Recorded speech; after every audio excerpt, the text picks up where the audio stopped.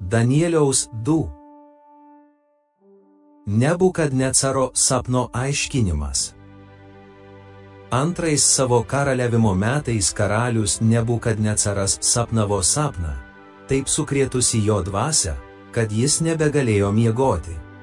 Karalius įsakė sušaukti magus, kerėtojus, raganius ir chaldėjus, kad jie pasakytų karaliui, ką šis buvo susapnavęs. Kai jie atėjo ir stovėjo karaliaus akivaizdoje. Karalius tarė, sapnavau tokį sapną, jog mano dvasia liko sukrėsta noro jį suprasti.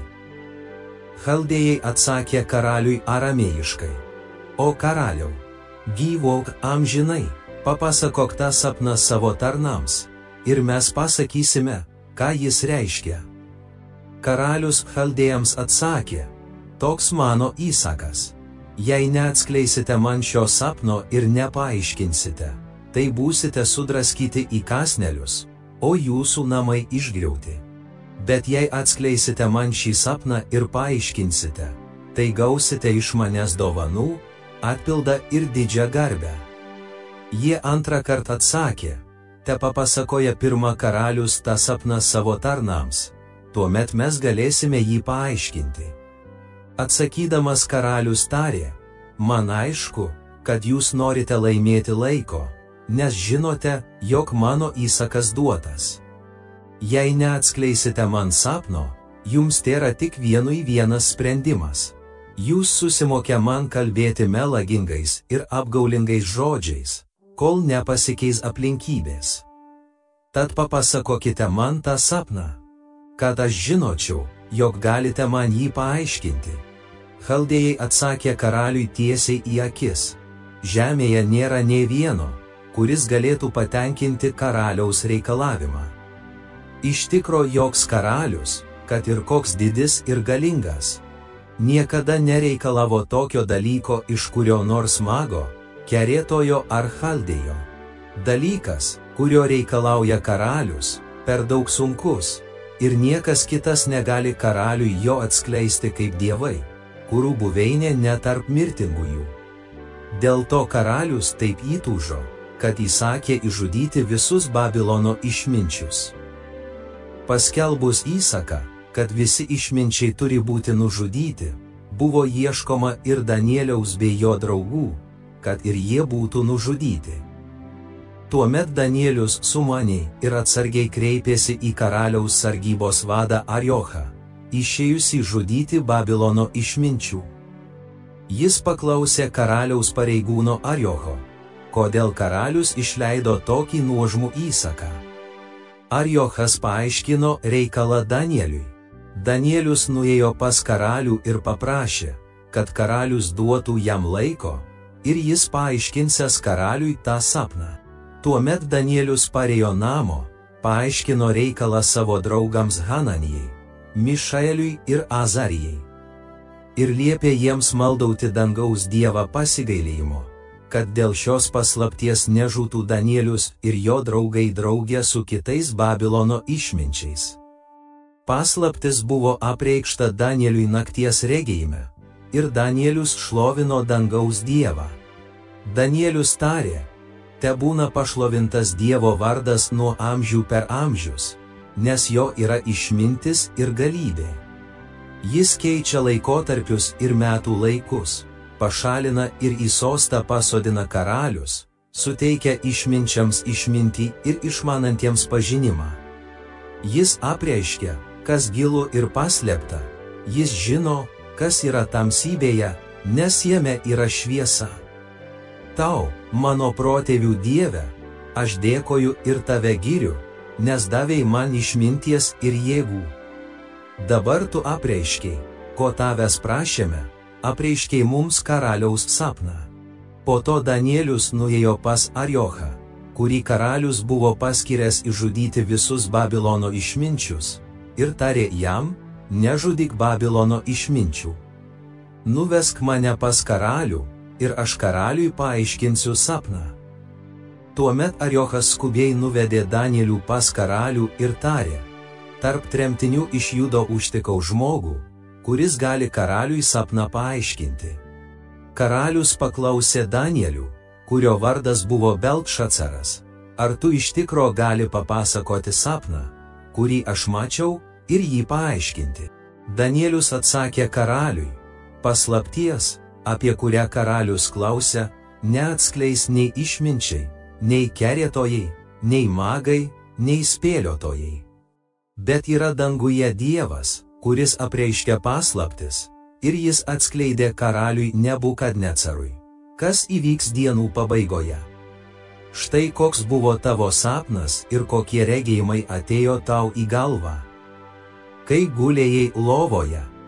Tau, karaliau, kai gulėjai lovoje, užėjo mintys apie ateities įvykius, ir tas, kuris apreiškia paslaptis, atskleidė tau, kas įvyks. O man ši paslaptis buvo apreikšta ne dėl to, kad išmintimi viršyčiau bet kokią kitą gyvą būtybę, bet kad būtų karaliui atskleista sapno prasmė ir suprastum savo širdies mintis. Tu, karaliau, matei regėjimą. Štai didžiulė statula. Ši statula milžiniška, nepaprasto spindesio. Ji stovėjo priešais tave, ir jos išvaizda kėlė baimę. Tos statulos galva buvo gryno aukso, krūtinė ir rankos sidabro, pilvas ir šlaunys žalvario, kojos geležies, o pėdos iš dalies geležies ir iš dalies molio. Tau beregint, buvo atkirstas nuo kalno akmuo, bet ne žmogaus rankomis, ir jis trenkėsi į statulos geležies ir molio pėdas ir sutrupino jas į šipulius. Tuomet geležis, molis, žalvaris, sidabras ir auksas, viskas iš karto subyrėjo į šipulius ir tapo tarsi pelai vasarą klojimuose. Vėjas juos nupūtė, nepalikdamas nė pėdsakų, bet akmuo, trenkęs į statulą, virto dideliu kalnu ir pripildė visą žemę. Toks buvo sapnas, dabar jį paaiškinsime karaliui. Tu, o karaliau, karalių karaliau, kuriam dangaus Dievas davė karalystę, galybę, jėgą, garbę, į kurio rankas jis atidavė žmonės, kad ir kur jie gyventų, laukų žvėris ir padangių paukščius ir kurį jis padarė visų jų valdovų, tu esi ta aukso galva. Po tavęs iškils kita karalystė, menkesnė už tavo, o paskui ir trečia žalvario karalystė, kuri užvaldys visą žemę. Ketvirtoji karalystė bus stipri lyg geležis, kaip geležis triuškina ir griauna visa, taip jis sutriuškins ir sugriaus anas visas.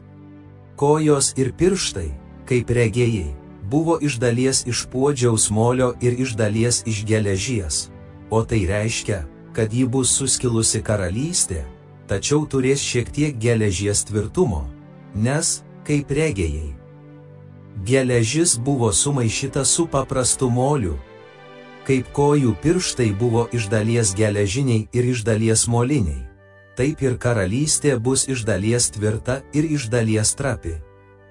Kaip regėjai, geležis buvo sumaišyta su paprastu moliu, o tai reiškia, kad jie maišysis vedybomis vieni su kitais, tačiau nebus vieningi, lygiai kaip geležis nesimaišo su moliu. O anų karalių dienomis dangaus Dievas įkurs karalystę, kuri niekada nebus sunaikinta, ši karalystė nebus perduota kitai tautai. Jis sutrupins į šipulius visas anas karalystės ir padarys joms galą, o pati tves amžina. Kaip tavo regėtasis akmuo, atkirstas nuo kalno ne žmogaus rankomis, sutrupino į šipulius geležį, žalvarį, molį, sidabrą ir auksą. Didysis Dievas parodė karaliui, kas įvyks ateityje. Sapnas yra tikras, ir jo aiškinimas tikras. Tuomet karalius Nebukadnecaras puolė kniūbsčias ant žemės, išreiškė Danieliui pagarbą ir įsakė aukoti jam atnašą ir smilkalų auką.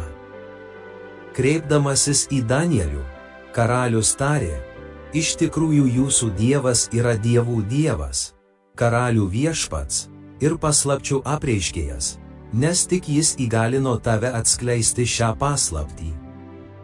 Tuomet karalius labai išaukštino Danielių, apipylė jį puikiomis dovanomis ir padarė visos Babilono srities valdytojų bei visų Babilono išminčių seniūnų. Danieliaus prašymu karalius paskyrė Šadrachą, Mešachą ir Abednegą valdyti Babilono sritį, o pats Danielius pasiliko karaliaus dvare.